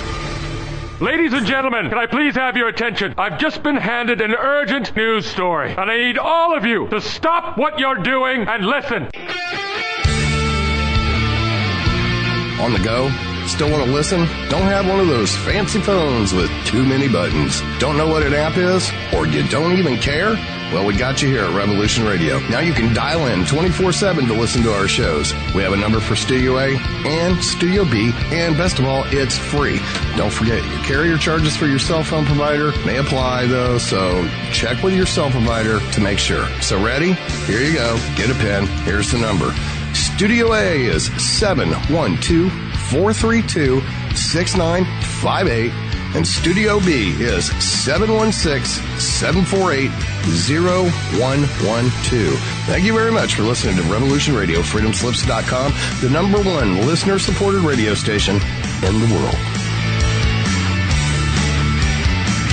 Time, an epic epic story spanning 40 years in the life of Dr. Ted Humphrey and his involvement with time travel, Area 51, the Tulsa Missile, the Montauk Project, the Shadow Government, and Dr. Humphrey's meteoric rise to become head of an all-powerful global organization engaged in a desperate race against time to save our world. At 17, Ted's father, a brilliant government scientist, disappears, and Ted makes it his life's mission to discover his father's fate. This leads to him being drafted into beyond top-secret projects, making the most valuable machine ever built, a device that can move through space and time. As time tech is developed, Ted is taken inside an elite, clandestine group of men dedicated to hiding a deadly truth that forces from beyond the stars could lead to Earth's destruction. Ted gets guidance from people further down and outside the time stream, never knowing who he can trust, while still seeking to solve his father's disappearance. Sands of Time is truly remarkable, a rare look behind the curtain of the black world of super technology, and shows us, once again, that all we have come to accept as reality is wrong. And now, for the very first time, Sands of Time Volume 1 is now available in paperback for only $25. Read the book that Amazon ranked 5 stars. Also, in ebook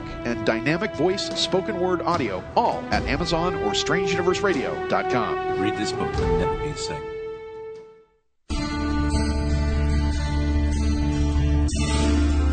This is JP from Journeys with JP. You're listening to Revolution Radio. And now back to Sean David Morton with Strange Universe.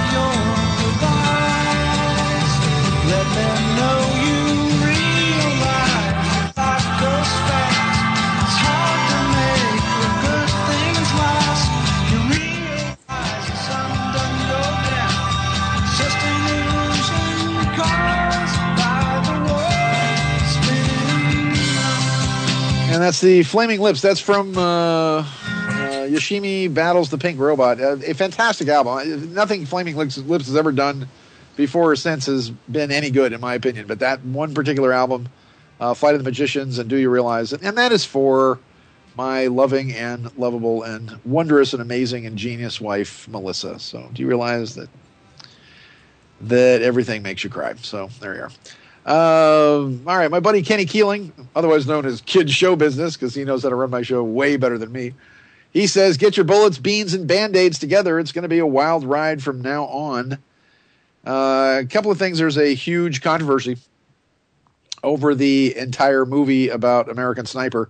Look, this cat, look, not only did he shoot little kids and all kinds of people in Iraq, which, again, is he, on the one hand, is he serving God and country and making our country safe, being basically a Roman protecting the empire in another country where, again, I wish people could just put the foot on the other shoe. I just wish that if the Iraqis had done the same thing to us, if they had invaded our country and were occupying our country and telling us how to live and telling us our religion was stupid and had come into the United States and hung our leader, although they would have been I'm sure they would have been hailed as conquerors, as conquering heroes if that was to occur.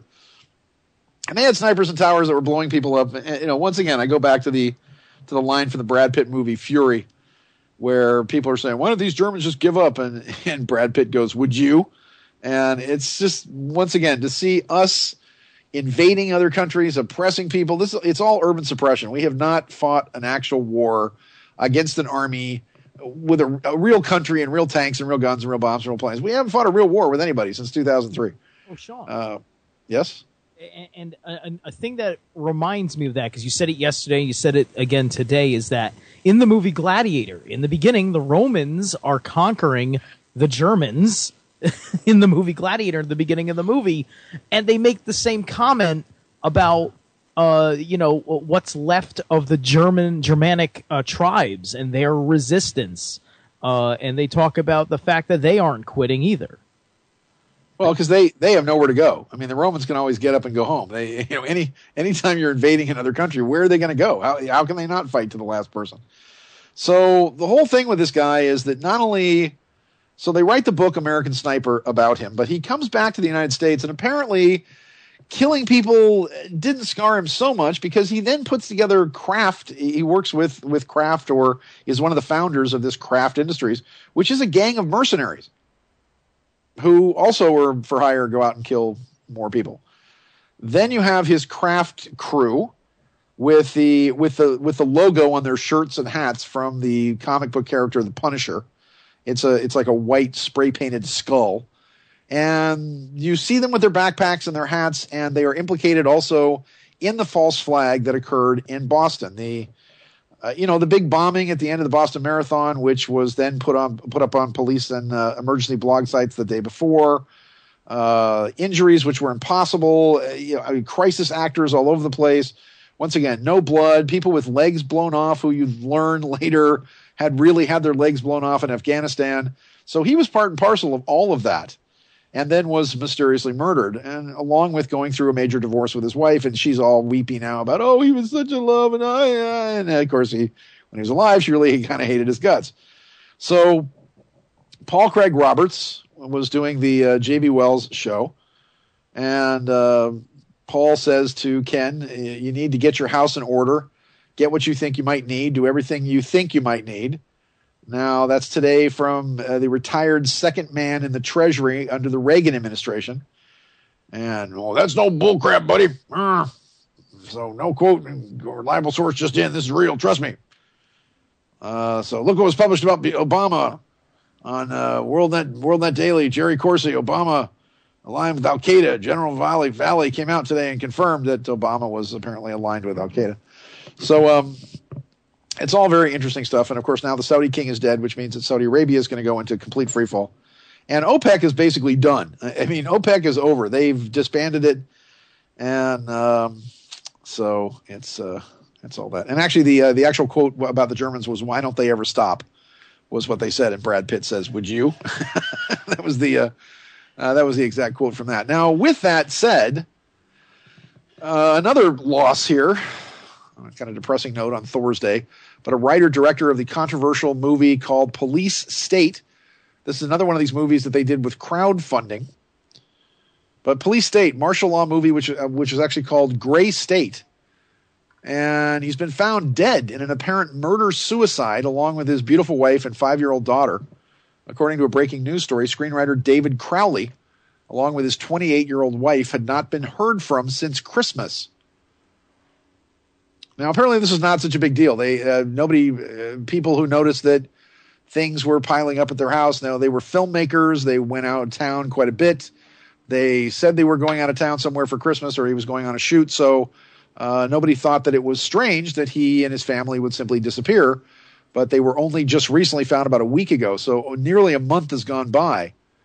And with Watchmen and U.S. patriots and veterans now under what appears to be well-coordinated assault to silence them, were the deaths of Crowley and his wife and child another such move by the Illuminazis and the New World Order, now desperate to continue their long-held plans? The controversial movie Gray State featured a post-collapse America descended into a full-fledged police state with FEMA camps, martial law, and Americans' rejection of the police state en masse, frustrated with government lies and corruption, and a movie that many say strayed far too close to America's future reality. Were these deaths really murder-suicides or something much more sinister? Now, there's a couple of videos on this website if you want to go take a look at it, but it's all called All News Pipeline is what it's actually called, is the name of this website, allnewspipeline.com. And it's there's a young man who's explaining that the first video from X-Ray Ultra is what he calls himself. It gives the story of the death of Crowley and his family in more detail, while the second video is the viral official concept trailer for Gray State. So I'm going to have Steve actually play this trailer. There's stuff that actually comes up on the screen that I'll probably just read for you. So I'm not sure if it goes on too long, but go ahead and play the trailer and we'll see what we can do.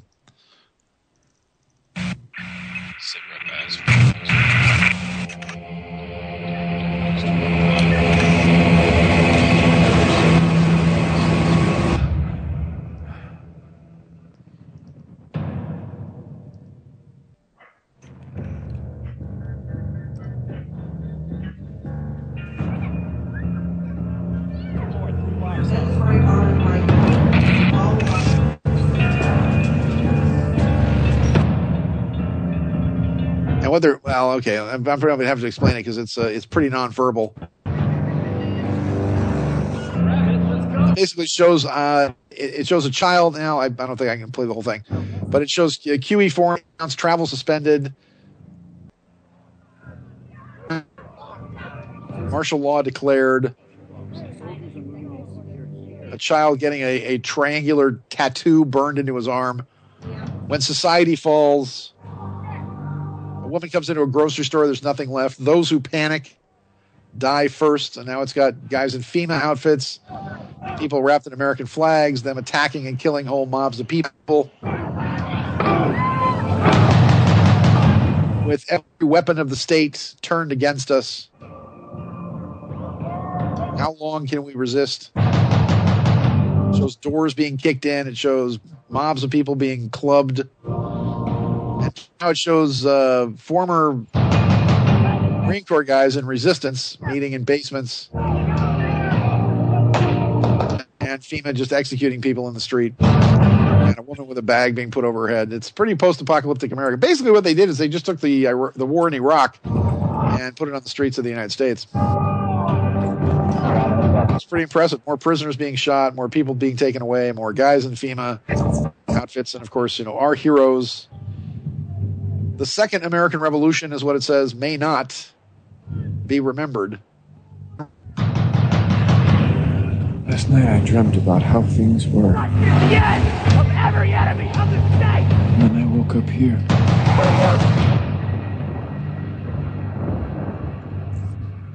And Gray State is what it says. And help us with this project. Real shame. The trailer for it looked fantastic. And I thought that probably the best movie to do on something like this, rather than show the kind of unrealities of the federal government taking over the entire country, why not show a state actually trying to secede? My idea was, I believe it was South Carolina was the first of the states during the Civil War to secede from the Union, and there's people there actually talking about.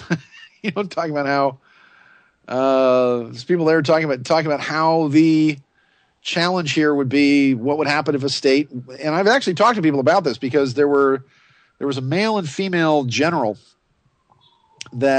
or generals plural, that wrote a book. Sorry. See, they're coming to get me already. So hot in here. There we go.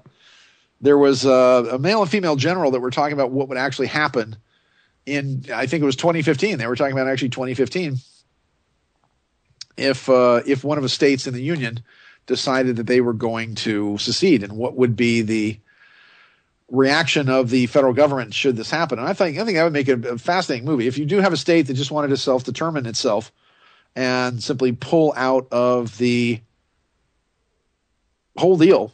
How would the United States react? Would it be another civil war? Would we let them go? Where would it go from there? The people of South Carolina vote. Yes, we're going to secede. Now, theoretically, there's people in California that are trying to find the new. They're trying to found the new state of Jefferson, actually. And I think if you're going to do a state, you got to call it Vespuccia. That would be great. They're just going to form Vespuccia because that's what America originally was supposed to be. But in parts of Northern California and up into Oregon, they're trying to legitimately form a state. It's been voted on by the county supervisors. It's been put to a vote up there, or will be, I think, soon. But the challenge is going to be is that if you're going to form another state, which is going to add 2 more senators to the mix, the Republicans and the Democrats are probably not going to let you get away with that. And you have to actually then put it to a vote of the United States Congress. The very people that you want to escape from in the first place are going to have to vote whether or not you're going to become a state. And if the U.S. Congress then turns around and says, once again, if these 535 people deny you the right to become a state, what happens then? Do you secede and revolt? Do you simply put an armed camp up? Do you build a big fence? Who knows? And the only state in the union really that could conceivably secede, and this might make an even more interesting movie, is Texas. Texas, how they say 6 flags over Texas? Well, Texas has actually been under 6 flags. And the Republic of Texas, which is not a state in the Union, they are a republic. The Lone Star Republic flag flies at the same level as the U.S. flag. It is never subordinate to the U.S. flag. And believe me, every Texan will tell you this because they only belong as a member of the Union. And this all had to do with the Alamo and Santa Ana. And there's a big conspiracy theory about Davy Crockett and the Alamo. That number one, Davy Crockett was not well liked in Washington because he put the knife or the heat or the coals to the feet of the members of Congress by shaming Congress on a number of occasions. They were voting on a bill for widows and orphans once, and Davy Crockett gave up and stood up and gave an eloquent speech about how, well, this is not the business of government. We're not in the charity business. If we take money from people, we have to show that money has to go back to the service of the people. Otherwise, it's legalized plunder. Obviously, having read a book called The Law by Frederick Bastiat that was written in 1789, which every American should read, every person on earth should read. If I was king for a day and I could make one ruling that would last for 1,000 years, it would be that every single man, woman, and child should read this book, The Law. I should carry them with me to just pass out to people because it basically explains the primary function of government and how democracies always fail. They always fail because they're controlled by the moneyed elite. And of course, when beggars can vote, if wishes were horses, then beggars would ride. And if beggars could vote themselves more stuff, they will. And hence society goes down the tubes. So Davy Crockett says, well, look, this is all well and good to make a vote for these widows and orphans, but this is not our money to give away. Here's what I'll do. And I think he actually took out his coonskin cap and said, I'll pass my cap around. And I put $20 in the cap, which at that time was about, if gold is 1 ounce, in today's dollars, it'd be worth about $1,200. More reasonably, it was probably worth about $600 at the time. He says, I'll put a $20 gold piece in my hat and I'll pass this hat around to all the members of Congress and we'll set up this fund with us funding it. And he only got 2 other members to actually put coins in the hat. They were more than welcome, more than happy to vote away the people's money. So when he was at the Alamo, and the conspiracy is that the Union purposely held back its troops because Texas had been independent for so long. They simply said, fine, you don't want to be part of the Union? Let's see what happens when you're not. And, of course, the Mexicans slaughtered at the Alamo because, well, they needed 5,000 more square feet of wall to scribble on with spray paint. So as goes the joke. So the idea here is that Texas then has a treaty called the Treaty of Hidalgo. And they belong to the Union, and they have to sign this treaty ceremonially, they say, every 2 years. But Rick Perry has said, I might not sign the treaty this year. We don't want to buckle under to what the federal government is doing. And Perry's going to run for president. Mitt Romney's going to run for president. Jeb Bush is still just, like a big spider is hiding in the background. And, of course, Bush can take Florida, and Bush has an Hispanic wife, and Bush speaks Spanish, and Bush has And because now our elections apparently are being decided by illegal aliens that we've allowed to sneak into this country, And Democrats, Democrats say you don't have to have any ID to vote. Of course, you think those people with no ID who show up to vote, you think they're really going to vote Republican? And don't you think that most of the elections have now been swayed by these illegals that have snuck into this country? It's just so funny when Obama's like, I have with me here an undocumented alien or whatever it was. And again, he's got 5,000 of his friends outside ready to vote your cracker asses out of office. So there's that. Man, we've had a lot of topics today. We've gone from the King of Saudi Arabia to Nazis to all kinds of happy, crazy stuff. Let me see. What was I doing here? I had other things that I wanted to share with you, which were okay. Here we go. This is once again kind of weird and kind of strange. One of my big heroes when I was a kid was General George Patton. Loved the movie. Read a lot of books about him and T.H. Lawrence, and these were heroes to me when I was a kid. But after World War II, the Americans did indeed. They set up over 200 concentration camps to exterminate millions of German POWs, civilians, women, and children, all against the Geneva Convention. There's a documentary on Eisenhower's Rhine Meadows death camps, a shameful secret of one of the many American crimes against humanity. And it was George Patton who was the one who spoke out against this, and this was another reason why many people believe that Patton was killed. Unfortunately, the people sent me a YouTube, which doesn't do me any good whatsoever because it's a YouTube. All right, the newest dominoes fall from the Swiss franc revaluation. So it hasn't even been a week since the Swiss National Bank dropped their monetary nuke on Europe. And already we've seen multiple casualties across the board. Of course, the first ones we've heard of were the smallest and most obvious, the large banks and FX brokerages who were almost all short the Swiss franc. So here is a short list of a few, I like lists, of those FX players that we know of are, for example, Interactive Brokers. They lost $120 million. And by the way, FX, I'm telling you, foreign exchange, like FXCM as an example, as I said, I played the FX market, became rather famous for it, if you will. Had a trader that decided he was going to do the exact opposite of everything I told him to do. I told him the dollar was going to go up. I told him euro was going to go down. I'm sorry, that the dollar would go down, the euro would go up, and that we would reach almost parity with the dollar with Canada and Australia, actually. And his comment was, Canada and Australia have a combined population of less than 60 million or so. I'm sorry, Canada's like 30. Yeah, Canada's only like 30, 35, 40 million. And he says, in no way will they be worth as much as the dollar. And of course, that's exactly what happened. He did not heed my advice, and he lost all our damn money. Because foreign exchange is gunslinging. As I told everybody that came into it, this is high risk. This is gunslinging. This is a casino investment. We're using psychic remote viewing techniques to predict it, but they don't work if you don't get the guy who's implementing your vision who refuses to do it because your vision doesn't make any sense and he thinks he's smarter than you. So that's the problem. So these are people that lost this money overnight. This is not like stocks. This is not a collapse. When you short certain currencies and they change, you're done. So Alpara UK lost $225 million. Barclays, they'll only admit to losing tens of millions of dollars or pounds. Citigroup lost $150 to $200 million. Deutsche Bank AG lost $150 million. FXCM, by the way, those are the scumbags that we worked with that stole all our money, but they lost at least $300 million, which was the size of the bailout that they received. FXCM got money in 2008 after stealing almost $300,000 from myself and my investors, $300,000 where they shut our accounts down and said, we're keeping this money and we're shorting you and, we're giving you back $20,000. Have fun with that. They got a bailout. Comac Capital, loss unknown but severe. Discover Capital Management, loss unknown but severe.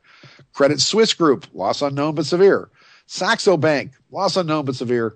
And Everest Capital Global Funding, they lost almost all of its $830 million in assets. Well, that's nearly a cool 2 million buckaroos right there from those who admit the extent of their losses. And the rest, this is an exhaustive list. It's a short list of a few parties who lost. But it's a big deal, Watchmen. Some banks lost a couple $2 billion, and that's peanuts, and these losses have happened before.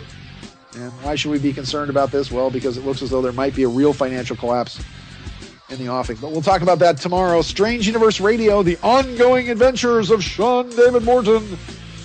And we'll be back with more of them tomorrow. Don't you dare miss it.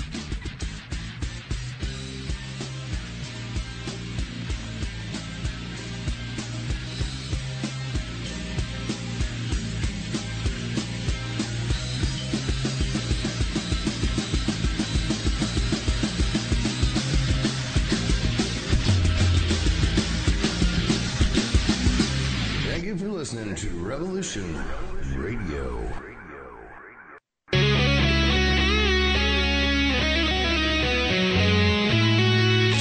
Ladies and gentlemen, your lives are becoming more difficult as the life force of your world is draining away. Have you noticed that as everything around you seems to decline, one thing still grows? It is the power of your rulers. None of their plans and directives have solved your problems or made your life better. The only result has been their increased control over you at the cost of your freedom. Do you know why? You gave them the power. They called for your sacrifice, and you thought it was noble. They said if you worked for yourself and your family, that you were selfish and uncaring, and they made you feel ashamed. They denounced the leaders of industry as greedy exploiters. You agreed. All evil needs to win is the consent of good people. To everyone within the range of my voice, you now have a choice to make. If you decide to support the notion of sacrifice enforced by the state, your game is up. Your world is in a downward spiral, and you will ride it down to destruction.